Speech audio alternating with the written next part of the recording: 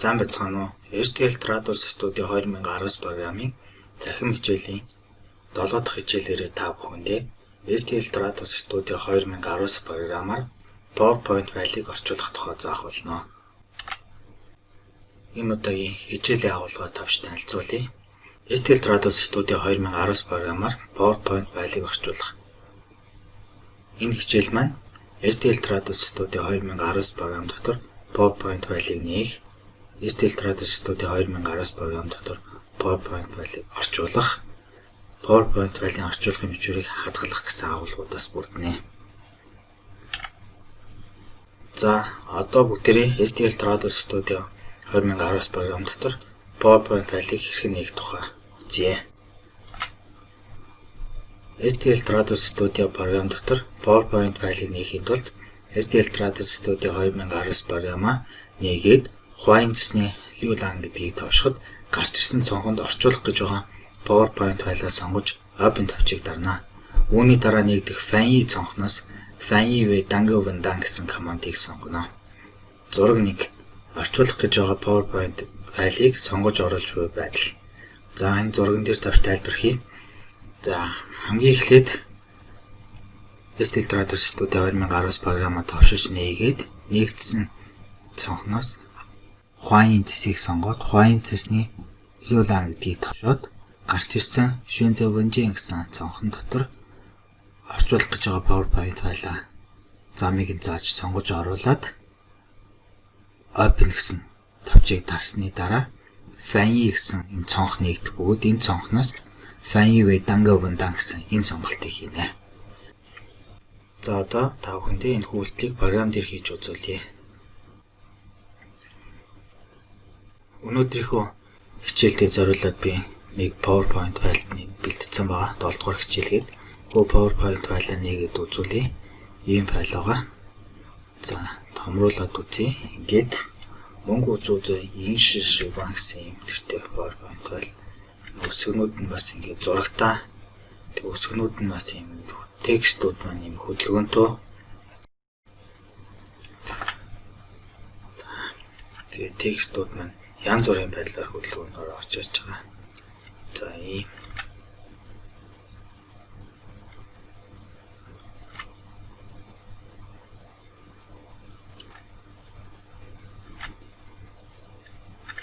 Монголчуудын хоолны соёлын тухай хятадаар бичсэн презентацийн байна. Энэ хүү презентацийг монгол хэл рүү орчуулж үзүүлнэ. За, ингээд презентацийг хаагаад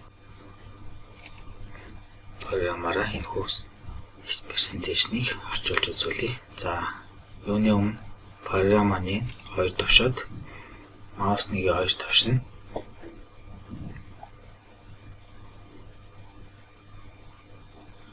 За, саяныхаа өгөлтийн дагуу програм нэгтгэхэд хувайн цэсний Liulan гэдгийг тавьшин гарч ирсэн Shenzhen гэсэн цонхонд орчуулах байгаа файлаа оруулж өгнө. Би десктоп дотор 7 дугаар хичээл гэсэн дотор мөнгө үзүүлээ инш банк гэсэн PowerPoint файлыг бэлдсэн. Энийгээ сонгоод Open гэснийг дарахад гарч ирсэн Fan-i цонхонд дотор Fan-i Dangovendan гэсэн энэ сонголтыг тавьж өгнө.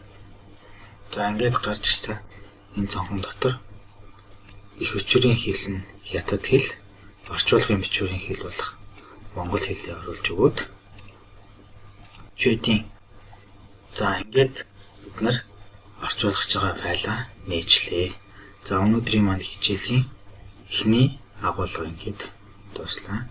Одоо хэдүүлээ 20 дугаар агуулга болох STL Trados Studio програм дотор PowerPoint файлыг орчуулах гэсэн агуулга руу орё. За, 2 дугаар хэсэг маань STL Trados Studio 2019 програм дотор PowerPoint файлыг орчуулах.